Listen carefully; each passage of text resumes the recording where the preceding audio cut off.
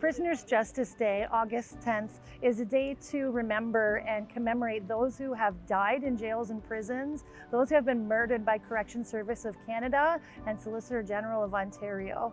So it's to come together and honor those lives that have been lost.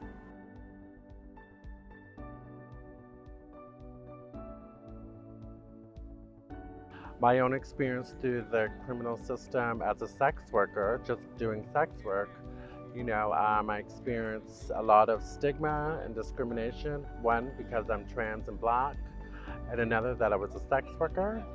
And I feel we're very overrepresented in jail when it comes to trans or Black or Indigenous folks. And to me, this day is to recognize the lives lost, the lives still in there, and how we as community in the city could work towards a better solution than criminalizing people for either the things they do or the lives they live. And I stand in solidarity with people inside this jail systems and outside that are dealing with the after effects of how the jail system has treated them and so forth. So yes, that's my reason for me being here today, to bring not only a face to the many persons that are incarcerated, but also to stand in solidarity with people that are incarcerated presently. So the current sex work legislation is based on the PSEPA Act, the Protection of Communities and Exploited Persons. So the assumption that sex workers and those of us who choose to do sex work are exploited is what the law is based on, and it's extremely harmful. It needs to be decriminalized, because what essentially it's doing is criminalizing the purchase of our services. So it takes away our safety, it takes away our ability to negotiate our prices, our services, and our fees. So yeah, sex work needs to be recognized as real work. We need the same protections, rights, and freedoms as all workers.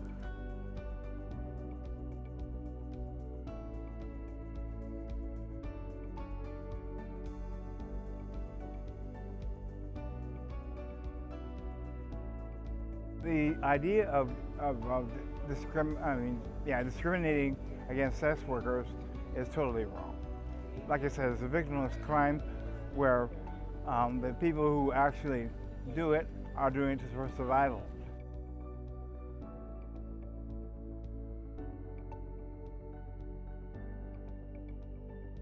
I think the law affects more the outdoor workers, because indoor, we're pretty much, as long as you have your adult entertainment license, then you can take your clothes off. So then you have that somewhat protection, but still, to get your adult entertainment license, you have to go through like a police division to get that. So when you're a dancer, you have to go to like Mississauga or go to like Niagara Falls and actually like get your license, but it's registered through the police.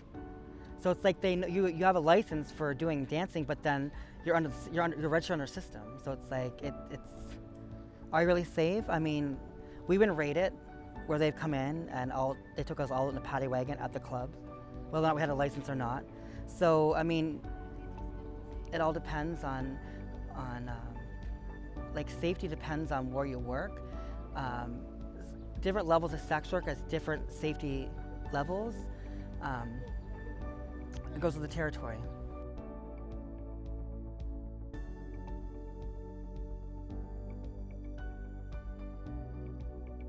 When the police issues and the other people, harassment basically all the time.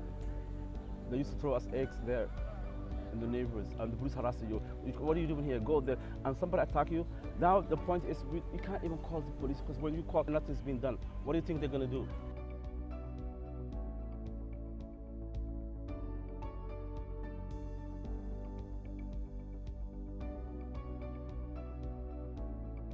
I used to be a person who looked down on homeless people.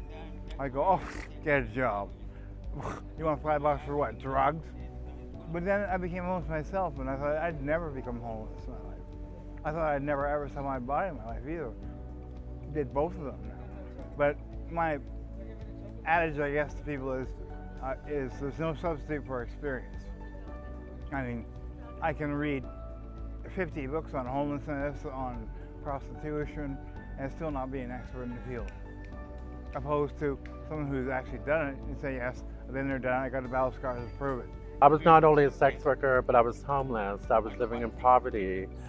When we look at statistically, we're looking at people that are in those groups, that are living in poverty, that are homeless, that are black or racialized or indigenous, right? These are the populations that make most of the jail systems, right? And then why are people recurrently going back to these places, right? And what systemically is happening that people are not being supported? And I feel jail is just a place where they house people and don't really look at the needs and understand why people might be incarcerated and how they can best support them to move them from either poverty or homelessness or whatever that looks like. Not even sex, I think we need to decriminalize sex work, because sex work to me, it's consenting work.